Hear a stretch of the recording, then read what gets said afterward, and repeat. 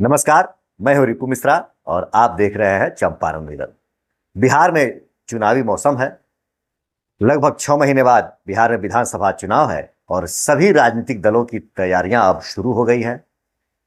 इसी क्रम में जन सुराज के प्रशांत किशोर भी बिहार का दौरा एक बार करके दूसरी बार कर रहे हैं और अब विभिन्न क्षेत्रों से, विभिन्न विधानसभा क्षेत्र से लोग सामने आने लगे हैं कि जन सुराज के टिकट पर हम चुनाव लड़ेंगे।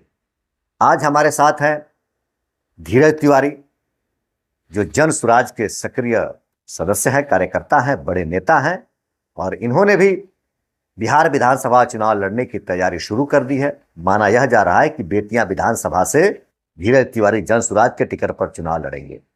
आज हम धीरज तिवारी से यह जानेंगे कि आखिर विधानसभा चुनाव लड़ने के पीछे के कारण क्या है, क्यों चाहते हैं यह विधानसभा पहुंचना। धीरज जी, सबसे पहले आपका स्वागत है चंपारण न्यूज़ पर। आपको भी नमस्कार और आपके माध्यम से बेतिया की सभी जनता को मेरा प्रणाम कि आप लोग के माध्यम से हम जनता के बीच में जा रहे हैं। आप इसके पहले वाल्मीकि नगर से लोकसभा चुनाव लड़ चुके हैं जी। अब बेतिया की तैयारी, बेतिया विधानसभा ही क्यों आप लड़ना चाहते हैं? क्योंकि मैं बेतिया विधानसभा का वोटर हूँ। यह मेरा निजी क्षेत्र है, कार्य क्षेत्र भी है। पूर्व में मैं लोकसभा का चुनाव वाल्मीकि नगर से लड़ा था, वो भी मेरा कार्य क्षेत्र है। और विधानसभा में अधिकांशतः यह देखा जाता है कि जनता चाहती है कि उसके अपने क्षेत्र का नेता हो, जिससे उसको मिलने में सहूलियत हो, उसे दूर नहीं जाना पड़े। मतलब बाहरी नेताओं से लोगों का संपर्क ज़्यादा नहीं हो पाता है और लोग स्थानीय नेता चुनना चाहते हैं ताकि वो उनके सुख दुख को जानता है। इसलिए मैं विधानसभा बेतिया से ही, अगर मुझे टिकट मिलती है तो मैं लड़ना चाहूँगा जन सुराज पार्टी से। आपने कहा कि मुझे टिकट मिलती है तो मैं जन सुराज से चुनाव लड़ूंगा, और अगर टिकट ना मिले तब तो आप बागी उम्मीदवार हो जाएंगे। नहीं, ऐसा नहीं है।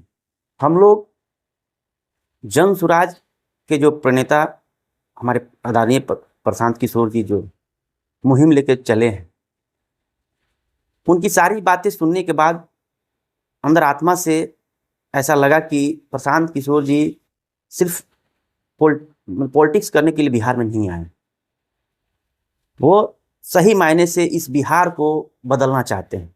बिहार की जो बदहाली है, दुर्दशा है, उससे बिहार को निजात दिलाना चाहते हैं। वो भारत के मानचित्र पर बिहार को नंबर 1 पे देखना चाहते हैं। आपको ऐसा लगता है कि एक विधायक अपने दम पर अपने विधानसभा क्षेत्र की स्थिति को बदल सकता है? एक विधायक बदल तो नहीं सकता है, लेकिन कोशिश जरूर कर सकता है। वो आवाज उठा सकता है। जो विधानसभा के सभी विधायक, सभी प्रतिनिधिगण जो चुन के जाते हैं, उनके जहन में आ सकती है वो बात और उस पर चर्चाएं हो सकती है। जब व्यक्ति कोई भी मुद्दा लेके चर्चा करता है, तभी लोग उसको सुनते हैं और उस पर अपना जवाब देते हैं। अगर हमारा मुद्दा जो भी अगर पब्लिक के लिए होगा, जनता के लिए होगा, तो जरूर और भी पार्टी के लोग या देश में विधानसभा से लेकर लोकसभा तक यह चर्चाएं होंगी। सभी लोग मेरे मुद्दे पर सपोर्ट करेंगे। तो मैं ये चाहता हूं कि जन सुराज जिस मकसद से आया है, उस मकसद को चाहे मैं अकेले जीतूं या 151 विधायक हमारे हों या 243 के 243 हों। विधायक का मुख्य कार्य क्या है? आपने क्या सोचा बेतिया के लिए? अगर आप बेतिया का विधायक होते हैं तो बेतिया को क्या देंगे? देखिए, विधायक जीतने के बाद सिर्फ नली रोड बनवाना ही कार्य नहीं होता है विधायक का। अक्सर देखा जाता है कि सभी सड़क के किनारे नेम प्लेट लगे हुए हैं, सौजन्य से विधायक, सौजन्य से सांसद। तो क्या सांसदों का यह सड़क पुल पुलिया सांसदों का और विधायकों का मुख्य कार्य है? नहीं, यह मुख्य कार्य नहीं है। जनता किस वजह से त्रस्त है, उस मुद्दे को विधानसभा तक, सरकार तक पहुंचाना और उस मुद्दे पर कानून बनवाना, उस व्यवस्था को, चरमराई हुई व्यवस्था को ठीक कराना विधायक का काम है। जैसे पूर्व में देखा गया है आज भी कि गंडक में बहुत सारे कर्मचारी हैं।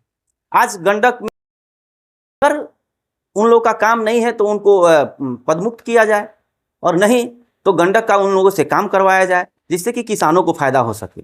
आजकल सभी लोग सैलरी मिल रहा है, लेकिन गंडक में कोई काम नहीं हो पा रहा है।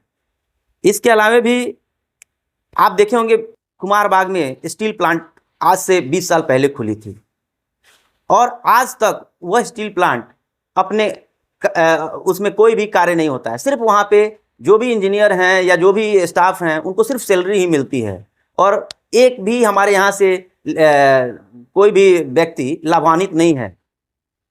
सर धीरज जी, आप बहुत अच्छी सोच रखते हैं और आपका सोच वास्तव में बिहार को बदलने का सोच है।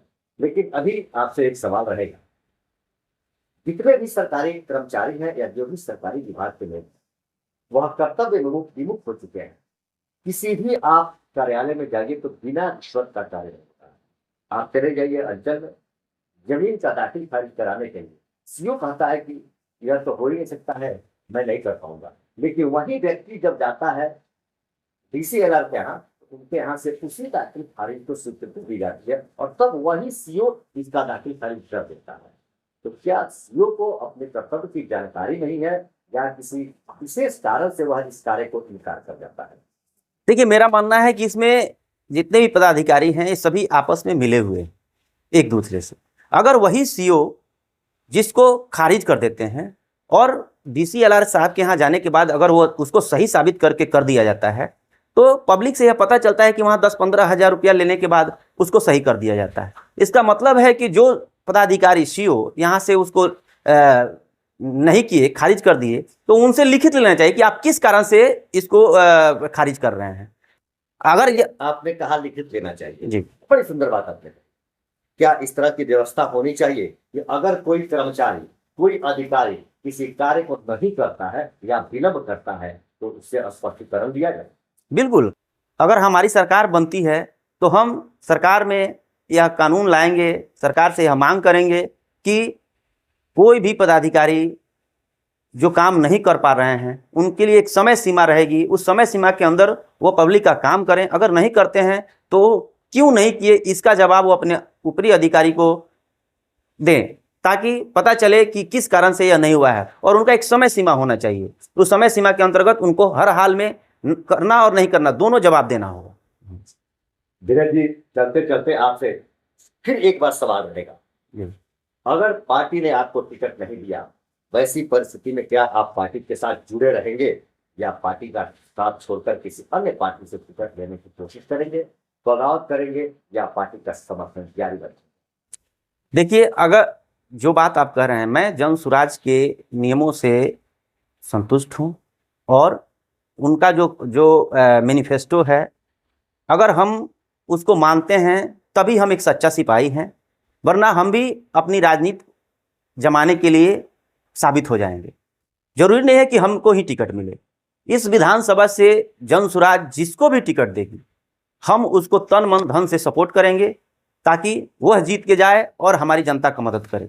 अगर हम जनता के लिए काम करने आए हैं तो हमें अपने टिकट के ऊपर फोकस नहीं करना चाहिए कि मुझे टिकट मिलेगा तभी हम पार्टी का समर्थन करेंगे या दूसरे पार्टी में चले जाएंगे। मैं आपको आज क्लियर कर देता हूं कि अगर मैं जन सुराज का नेता हूं तो आने वाले विधानसभा में मुझे टिकट मिलती है तो मैं लड़ूंगा, नहीं मिलती है तो एनीबडी जिसको भी मिलेगा उसके लिए मैं तन मन धन के साथ लगूंगा, ताकि इस दिया विधानसभा की जनता को एक इस बिहार की बदहाली से निजात मिले।